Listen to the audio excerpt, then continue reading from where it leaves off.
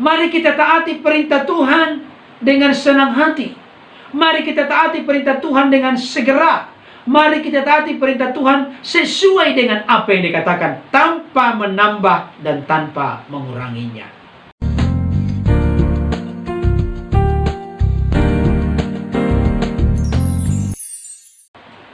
Saudaraku yang dikasihi oleh Tuhan, sekarang muncul pertanyaan kepada kita, mengapa kita harus saling mengasihi? Saya menemukan di dalam bacaan ini, saudara-saudaraku, mari kita perhatikan ayat 34. Yesus berkata, "Aku memberikan perintah baru kepada kamu, yaitu supaya kamu saling mengasihi." Yesus bersabda, "Aku memberikan perintah baru kepada kamu." Berarti mengapa kita harus mengasihi? Karena mengasihi itu adalah sebuah perintah. Perintah dalam kata Yunani itu entolen, dari akar kata entole, artinya hukum, pesan penting yang tidak boleh diabaikan, diremehkan, dan dilalaikan. Saudara yang dikasihi oleh Tuhan, berarti kalau mengasihi itu sebuah perintah, maka tugas kita adalah melakukan, menaati, dan mengerjakannya. Mari kita taati perintah Tuhan dengan senang hati. Mari kita taati perintah Tuhan dengan segera. Mari kita taati perintah Tuhan sesuai dengan apa yang dikatakan, tanpa menambah dan tanpa menguranginya. Bapak Ibu Saudara yang dikasihi Tuhan, perlu saya tekankan sedikit dalam bacaan kita ini, di mana Yesus berkata, "Aku memberikan perintah baru kepada kamu." Perintah baru berarti di dalam pikiran kita sesuatu yang belum pernah disampaikan. Benarkah perintah mengasihi itu belum pernah disampaikan? Kenapa dikatakan Yesus perintah baru? Bukankah dalam kitab Imamat sudah ada dikatakan, "Kasihilah sama manusia seperti engkau mengasihi dirimu sendiri"? Kalau memang sudah pernah sebelumnya, kenapa dikatakan baru? Apanya yang baru? Bukankah pengertian yang baru bahwa sesuatu itu belum pernah diperintahkan, atau sesuatu itu belum pernah diketahui dan sekarang akan diketahui? Bukankah itu sesuatu yang baru? Tapi kenapa Yesus berkata perintah baru? Saudara yang dikasihi oleh Tuhan, kata baru di sini dalam bahasa Yunani memakai kata kainen, dari akar kata kainos. Artinya sesuatu yang lebih baik dibandingkan dengan yang lama. Itu pengertiannya. Sesuatu yang lebih baik dibandingkan dengan yang lama. Apakah maksudnya yang lebih baik itu? Sebetulnya dalam bacaan ini sangat terang benderang disebutkan oleh Yesus.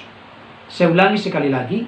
"Aku memberikan perintah baru kepada kamu, yaitu supaya kamu saling mengasihi."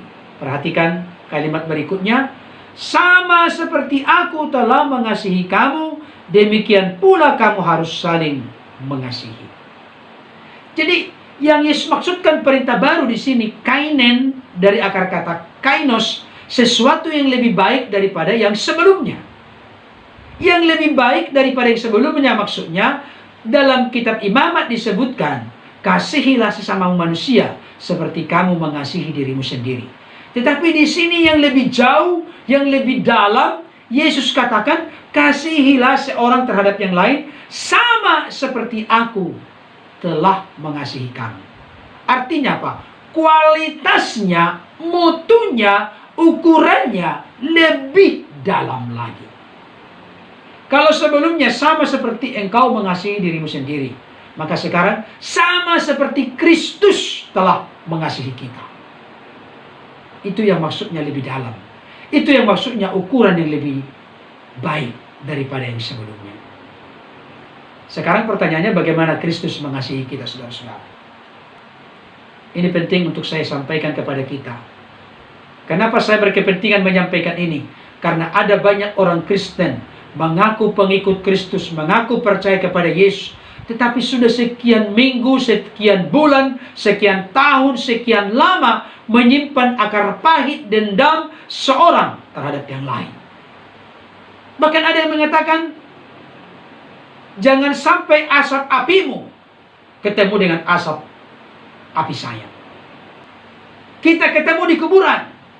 Waduh, luar biasa sekali. Betapa dalamnya akar pahit, kebencian, dendam, sakit hati itu disimpan dan dipendam sekian lama. Dan seolah-olah tidak berdaya untuk menyatakan kasih. Di dalam kasih ada pengampunan, di dalam kasih ada pengorbanan. Itu sebabnya Yesus berkata, perintah baru, sesuatu yang lebih baik.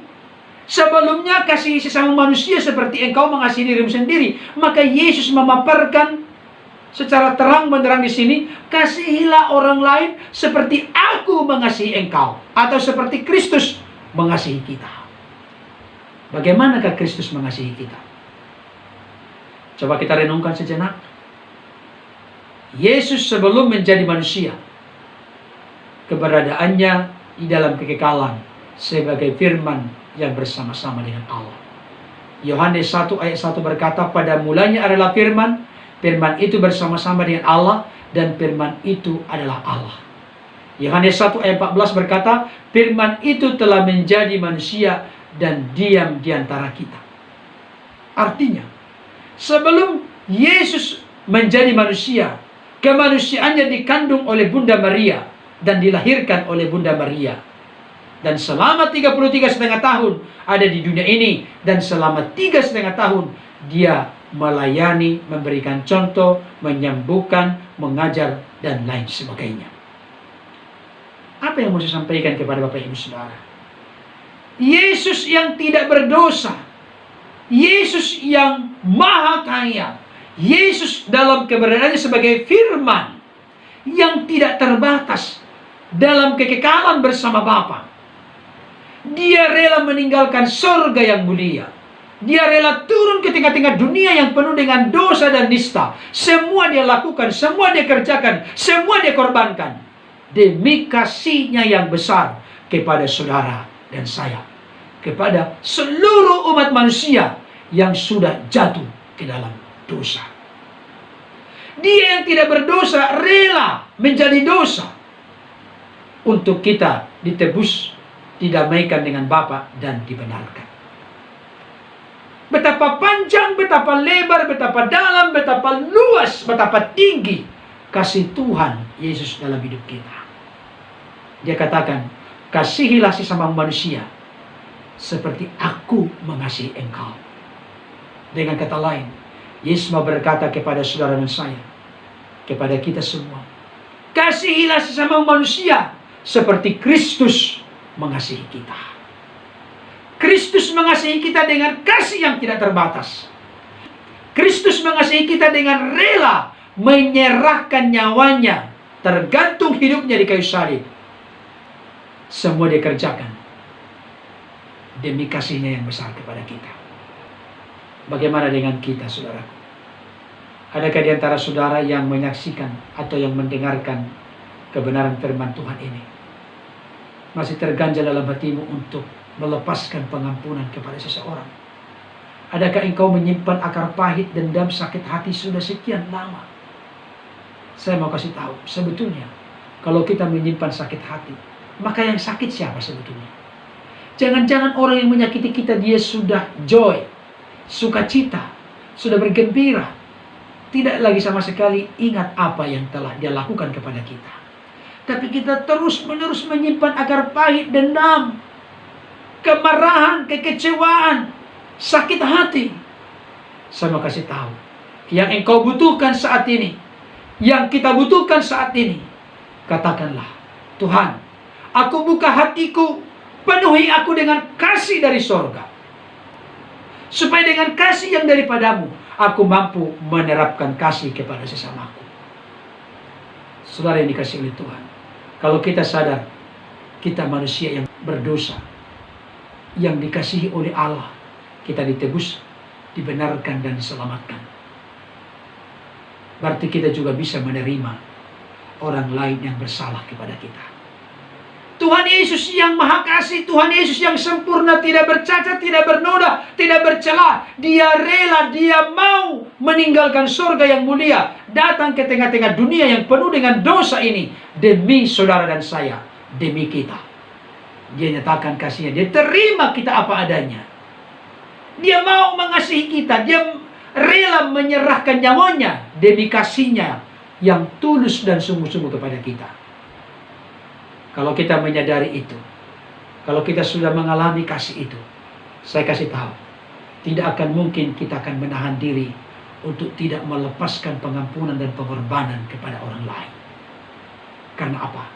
Sebagaimana Kristus mengasihi kita, demikianlah kita mengasihi sesama kita. Jadi ukurannya sebagaimana aku mengasihi diriku. Karena banyak orang tidak mau, bahkan tidak mampu, tidak bisa mengasihi diri sendiri secara baik dan benar.